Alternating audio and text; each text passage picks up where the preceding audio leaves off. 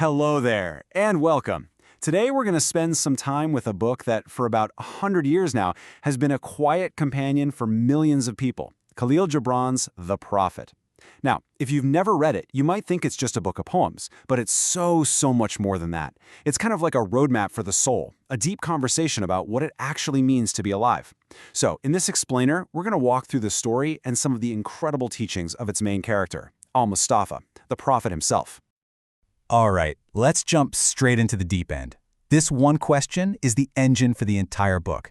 It comes from our main guy, Al-Mustafa, right at the moment you'd think he'd be absolutely ecstatic. I mean, the ship he's been waiting 12 years for, 12 years, has finally shown up to take him home.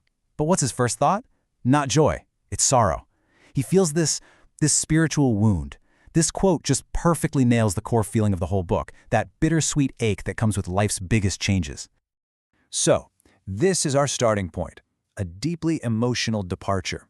The whole story is set on this one single day, the day Al-Mustafa is set to leave the city of Orphalese. And I find that fascinating.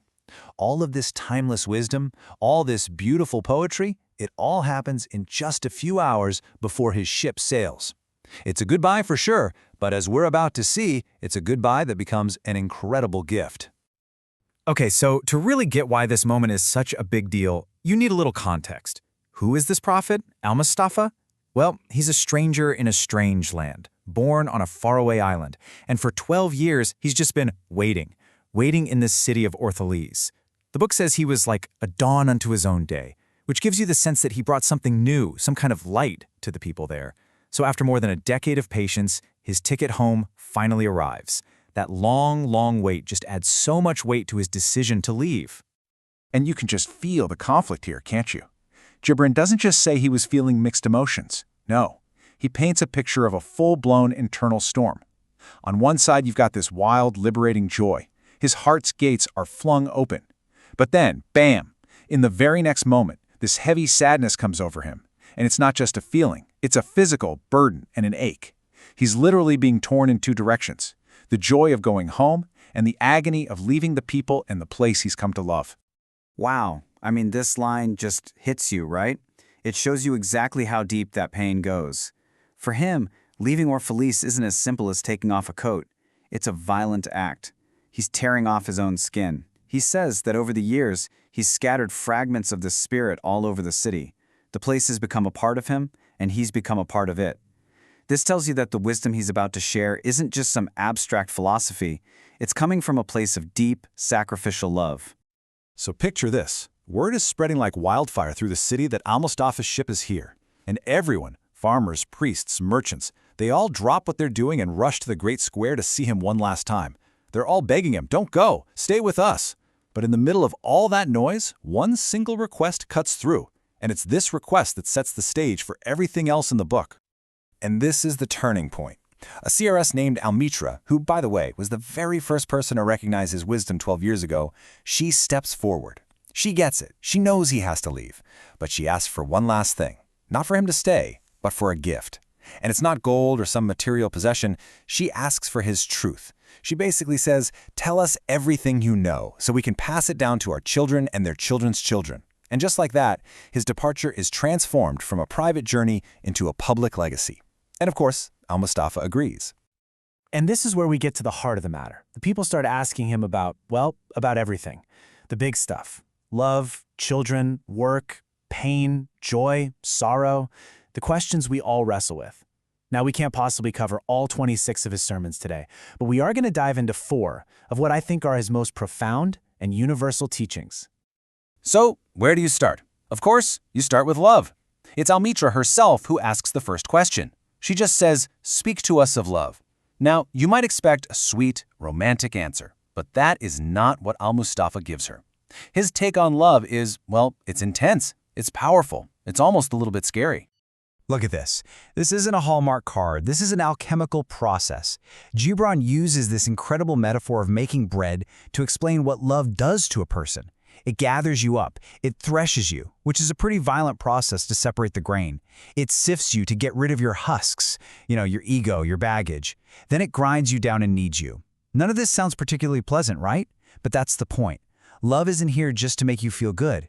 It's here to break you down and remake you into something pure, something sacred, as he says. It's a force for transformation.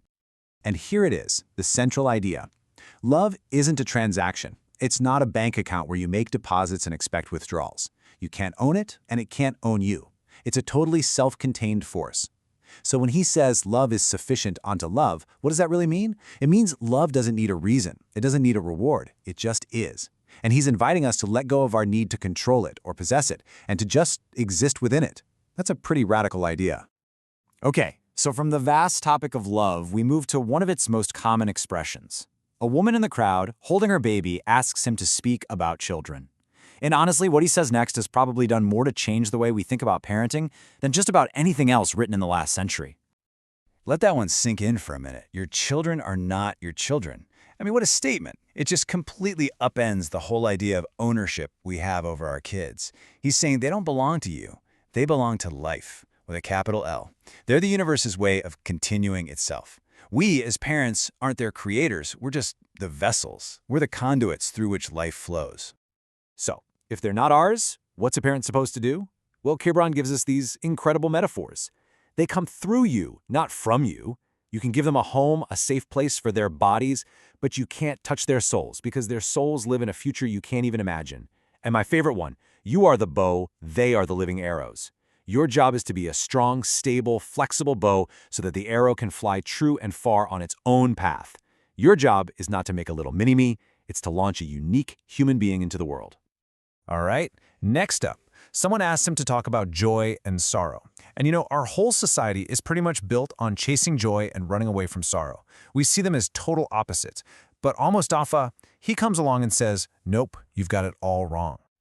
He starts with this stunner. Your joy is your sorrow unmasked. Think about that. He's saying they're not two separate things. They're the same thing, just with one wearing a mask. They're two sides of the very same coin. One literally cannot exist without the other. They are completely, fundamentally linked together. And this metaphor is just perfect. The well. He's saying that the deeper your sorrow carves that well into your soul, the more joy you're able to hold later on. You can't have one without the other.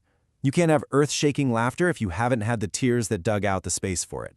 He even says that when you're sitting with one of them, the other is asleep in your bed. They're a package deal. You're always living in that balance between the two. Okay, so let's shift gears a bit. We've talked about these huge, deep emotions. Now we get to something that fills most of our waking hours. The plowman steps forward and asks him to speak of work. And al-Mustafa's answer elevates work from just being a daily grind into something sacred, something spiritual. 4 words. That's it. But these 4 words might just be the most powerful definition of meaningful work ever. Work is love made visible. What he means is that your work is how you take the love that's inside you and make it a real, tangible thing in the world. He says if you're a weaver, you should weave with threads drawn from your heart. If you build a house, you build it with affection. It doesn't matter what you do. You could be a CEO or you could be washing dishes. It's the loving intention you bring to the task that gives it meaning and makes it beautiful. And so the sun begins to set. The time is up. The sermons are finished. Al-Mustafa has answered all their questions. He walks down to the shore to his ship, and the whole city follows him. He climbs onto the deck, and as the ship prepares to leave, he gives them one last message. And it's not really a goodbye. It's a promise. He starts by acknowledging that his time with them was short, but then he makes this incredible promise. He basically says, this isn't the end.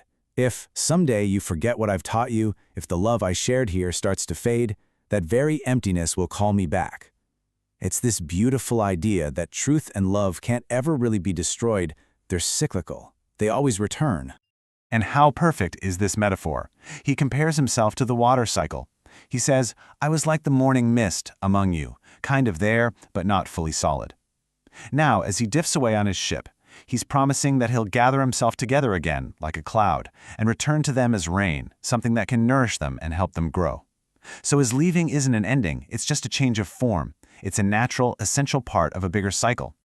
And with that, he says his final farewell. He acknowledges the 12 years he spent there, his youth, but he frames it with his soft, beautiful idea that it all felt as short as a dream.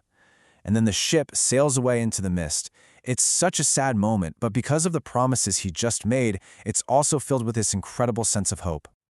So that brings us to the end of our journey, and it leaves us with a pretty big question to chew on, doesn't it? This whole book is built around one goodbye. Al-Mustafa turned his departure into his greatest gift. And it makes you think about your own life, right? We all have partings, big and small. Leaving a job, moving to a new city, even just saying goodbye to a friend after coffee. So the question is, what do we leave behind in those moments? What piece of our own truth, our own love, do we offer as our farewell gift? Something to think about. Thanks so much for joining me today.